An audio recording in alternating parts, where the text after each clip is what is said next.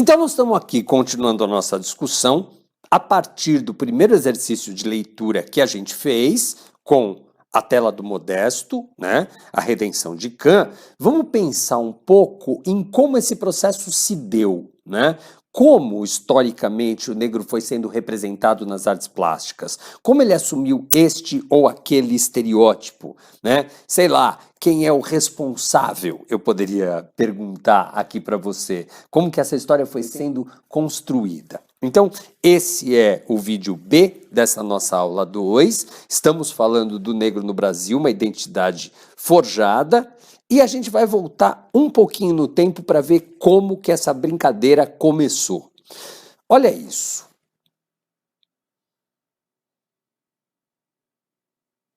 Usando o nosso exercício de olhar, acho que não é difícil a gente reconhecer que alguém está falando sobre um navio negreiro. Agora, olhando para a imagem e pensando em como esse navio negreiro está sendo representado, em como estão as pessoas ali, olha, vamos olhar junto. Então, me parece que as pessoas colocadas aqui nesse navio não estão em absoluto sofrimento. Claro, estão ali, muitos sem roupa, sentados no chão, estão pegando a comida que vem ali de cima, mas me parece que há menos referências a ferros e grilhões do que eu esperava, né? A morte, a dor. Eu tenho a impressão, eu vou arriscar dizer para você, que o cara que pintou isso talvez nunca tenha visto de fato um navio negreiro. Agora, então, pensando nisso e olhando para essa outra representação de um navio negreiro, estou eu aqui sempre com um trechinho de um poema para ajudar a gente a conseguir entender como se deu essa construção. Então, um trecho aqui do Navio Negreiro, do Castro Alves, que é o poeta abolicionista do romantismo brasileiro, para a gente conseguir perceber como isso acontece. Só um trechinho. Era um sonho dantesco, o tombadilho, que das luzernas avermelha o brilho, em sangue a se banhar, tinir de ferros, estalar de açoite, legiões de homens negros como a noite, horrendos a dançar. Negras mulheres suspendendo às tetas magras crianças cujas bocas pretas rega o sangue das mães. Outras moças, mas nuas e espantadas, no turbilhão de espectros arrastadas em ânsia e mágoa vãs. E ri-se a orquestra irônica, estridente, e da ronda fantástica a serpente faz doudas espirais. Se o velho arqueja, se no chão resvala, ouvam-se gritos, o chicote estala, voam mais e mais. Presa nos elos de uma só cadeia, a multidão faminta cambaleia e chora e dança ali.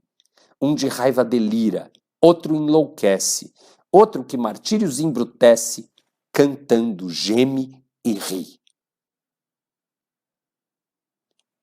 Realmente, olhando para a pintura do Rugendas, pintor alemão que veio para o Brasil para fazer o retrato da nossa natureza, da nossa sociedade, e que pintou esse quadro, Navio Negreiro, 1830, depois de já ter inclusive voltado para a Alemanha, não me parece que ele tenha a mesma pegada do texto do Castro Alves, né? O texto do Castro Alves é dramático, no sentido de que tem ação, de que tem movimento, de que tem sofrimento, né? Um grande exagero, inclusive, na forma tipicamente romântica de se caracterizar aí a forma como o Castro Alves fala do navio negreiro.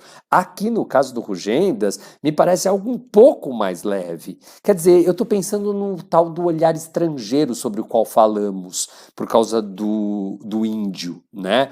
Aqui, por causa do negro, parece que acontece algo semelhante. É um olhar de quem não está exatamente participando dessa brincadeira.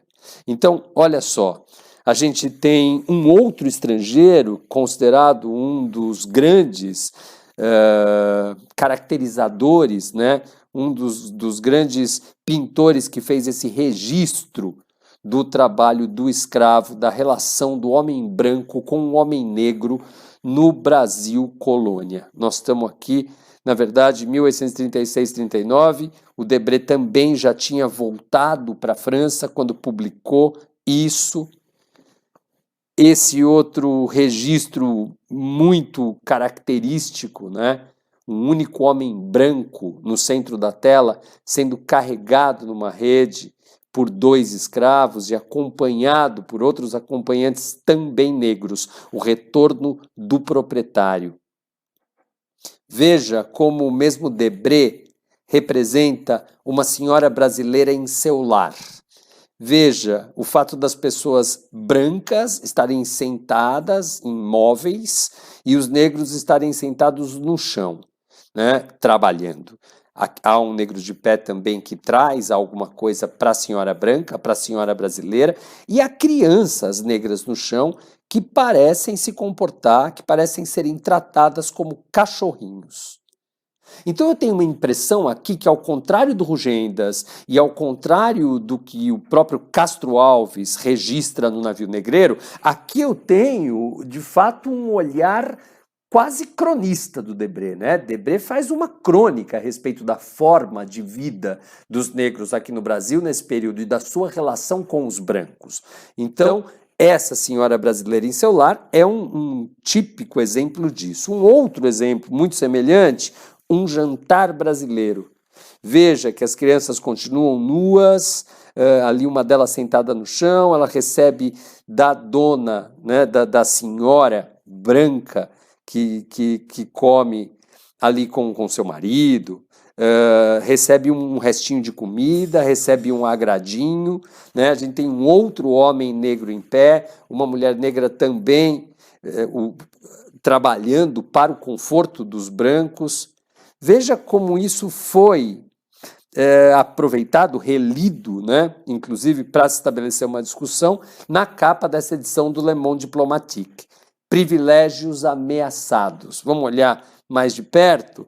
Realmente a semelhança dessa imagem do Le Monde Diplomatique, que faz uma alusão à nossa vida cotidiana, né? a um Brasil em que vivemos hoje, digamos assim, e o retrato do Debré. A gente parece perceber poucas mudanças nessa postura, nesse papel exercido pelo homem negro, né? Pelo homem negro nessa circunstância, nessa sociedade, desde lá de 1830, quando o Debré fez os seus registros, até agora, em muitas das famílias de classe média.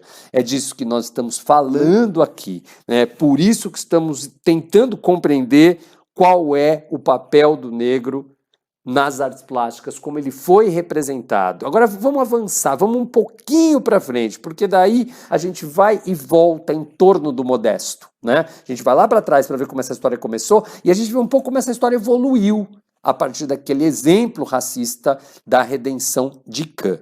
Então, avançando um pouquinho, onde que eu chego? Eu chego num Brasil do começo do século XX, em que os artistas estão interessados em compreender a multiplicidade de raças, a multiplicidade de etnias que forma o povo brasileiro. Anita Malfatti, no seu Homem das Sete Cores, não está exatamente falando do negro, mas está assumindo a brasilidade como uma etnia múltipla, né? Está assumindo o povo brasileiro como um produto aí de 7 cores. E outra vez, aqui como a gente viu ali no Modesto, a gente tem também o símbolo da palmeira aqui, o que também nos diz muito a respeito do tema central que está sendo trabalhado aí.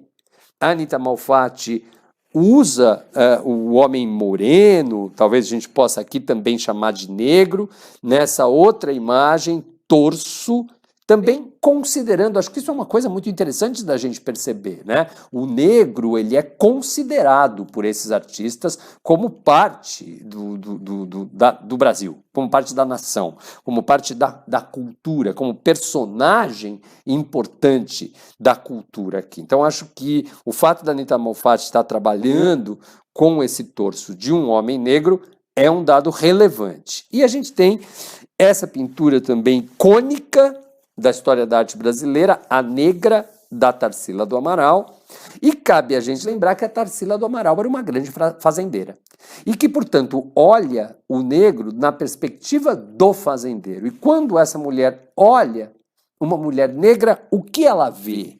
Ela vê uma mulher com os lábios aumentados, ela vê uma mulher com membros deformados, muito aumentados e conectados ao chão, com um dos seios também muito aumentado. Tem uma lenda que diz que as mulheres amas de leite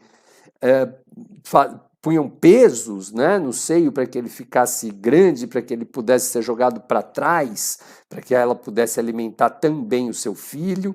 Então a gente tem uma perspectiva que um olhar, que é o olhar da proprietária de terra, que é da proprietária do escravo, que faz esse registro do negro. Claro que é interessante o interesse pela negritude, mas o interesse pela negritude é uma coisa, e a forma de representação do negro é outra para a gente observar, né? Dentro dessa mesma pegada, o Di Cavalcanti, que também faz parte desse grupo em torno dos artistas que fizeram a Semana de Arte Moderna, começa a trazer um outro aspecto na representação do negro, que é o aspecto da sensualidade. Vocês sabem que eu vivo reforçando a ideia de que esse olhar estrangeiro é um olhar que delineou grande parte da nossa nacionalidade, por motivos óbvios, né? Pelo fato de termos sido colonizados. Então esse olhar estrangeiro, ele de alguma forma é reproduzido também na arte. O Di Cavalcanti passou muito tempo na Europa. Di Cavalcanti teve uma grande influência e tornou-se inclusive amigo de Pablo Picasso, e a gente percebe nesse quadro uma similaridade com as técnicas do Picasso, a presença de uma imagem cubista. Percebam os seios arredondados, as formas arredondadas dessas mulheres, em contraste com essa textura e essas linhas retas aqui atrás. Quer dizer, o Di Cavalcanti está representando o negro nesse espectro da sensualidade aqui. E aí eu não resisti, não resisti. Mais um poeminha para falar dos caras dessa época e que dialogam com esses artistas. Olha só, o Zé Pereira chegou de caravela e perguntou para o Guarani da Mata Virgem: sois cristão? Não, sou bravo, sou forte, sou filho da morte. Teterê, tetê, quizá, quizá, quecê. Lá longe, a onça resmungava. Uá, O negro zonzo saído da fornalha tomou a palavra e respondeu: sim, pela graça de Deus, canhém, babá, cum, cum. E fizeram foi carnaval. Então qual é a perspectiva aqui? A perspectiva é a da antropofagia, desenvolvida, inclusive, pelo Oswald de Andrade. A perspectiva é de aceitar todas as etnias, todas as influências, todas as lendas, os mitos, que só tendem a nos enriquecer. E claro que o homem negro vai nesse bojo, né? É parte de toda essa cultura amplificada, desejada pelos jovens modernistas do começo do século XX. Então, a gente tem nessa perspectiva do Di, e olha, nós estamos em 1928, a sensualidade como uma marca significativa. Há um componente de alegria, veja, o quadro se chama Samba, fazendo referência óbvia, né? À música que também nos foi trazida, desenvolvida, com uma origem africana. A gente tem a presença de cores primárias aqui, o que dá ao quadro uma perspectiva de simplicidade, o vermelho, o azul, o amarelo, né? Os seios de fora das mulatas, essa perspectiva da musicalidade, essa imagem do negro é uma imagem positiva. Você vê, o negro não está colocado num ambiente de trabalho aqui. Interessante. Então, é uma imagem de valorização e de aceitação, eu diria, né? Porque isso é por parte do homem branco, por parte do homem de classe média, inclusive fazendeiro, aristocrata, como eram o Oswald e a Tarsila, né? Desse olhar de Cavalcanti pintando na Europa, essa imagem um tanto quanto idílica, mas muito mais favorável, eu diria, ainda que de alguma forma falseada, muito mais favorável a essa busca real dessa identidade, né? Pois é, nesse processo, vocês se lembram do Abapuru, que é uma marca do índio, mas que conversa aqui justamente porque vai se associar à negra nesse quadro da Tarsila do Amaral, que se chama exatamente Antropofagia. Veja do que é feito, então, o Brasil, da mistura do negro com o índio, da palmeira com o cacto e de uma laranja como o sol. Então, essa ideia é uma ideia extremamente valorizada pelos jovens do começo do século XX. A ideia de que somos múltiplos, de que o Brasil é plural e que nós estamos abertos e receptivos a tudo isso. Repito que também há uma forma de idealização aí. A mesma que a gente tinha lá no Navio Negreiro, outra. Né? Lá no Navio Negreiro, o negro é a vítima daquele sistema, e o Navio Negreiro é um poema de denúncia. Aqui o negro é parte, absorvida, o negro está sendo inserido nessa cultura. Acho que essa diferença é muito significativa. A Tarsila vai entrar por um caminho, né, depois de ter inclusive perdido muito dinheiro e ter empobrecido, vai olhar mais para uma classe social menos favorecida, e esse quadro Segunda Classe é um exemplo disso. Eu coloquei aqui por causa da cor, do tom da pele das pessoas, muitas pessoas mais morenas, mais quase negras, eu diria, né? Então essa associação também do negro a uma classe menos favorecida começa a acontecer aqui dentro dessa perspectiva da inclusão. E aí aparece esse outro cara na jogada, o Portinari. E aí a gente já chegou na década de 30, né? Então já faz 40 anos que pintou-se lá a Redenção de Cã. E aqui o negro começou a ser absorvido e começou a ser considerado, acho que esse é o melhor termo, nessa cultura letrada, nessa cultura feita por brancos, né? Nessa história contada por brancos. E aqui no de Cavalcante a gente viu a sensualidade, chegamos ao Portinari, lavrador de café, um grande exemplo da pintura do Portinari. Veja como a gente tem as mãos e pés aumentados, veja como ele está numa posição de pausa, porque o trabalho parece ter sido realizado completamente, de forma satisfatória, tá vendo? Ele está numa posição de pausa e por isso eu consigo observá-lo na sua individualidade. Portinari está mostrando isso, que esse lavrador se mostra e eu o percebo como uma pessoa, porque aí também há um dado importante dessa representação do homem negro, quando ele começa a ser visto como um indivíduo, quando ele tem uma história a ser contada, uma realidade a ser dividida, ele não está apenas como participante de um grupo maior que exerce uma função determinada. Aqui eu tenho um lavrador de café no momento de pausa e eu tenho um mestiço, também um clássico dessa discussão do Portinari, 1934. Veja os braços cruzados, as unhas marcadas pela sujeira da terra, pelo trabalho braçal, os lábios aumentados também, um olhar quase desafiador. Né? Eu acho que é importante a gente perceber que pela postura e pela posição que esse personagem tem dentro do quadro, não há nenhuma dúvida de que o negro exerce então aqui um protagonismo, dentro de uma perspectiva ainda, olhada com um olhar um tanto quanto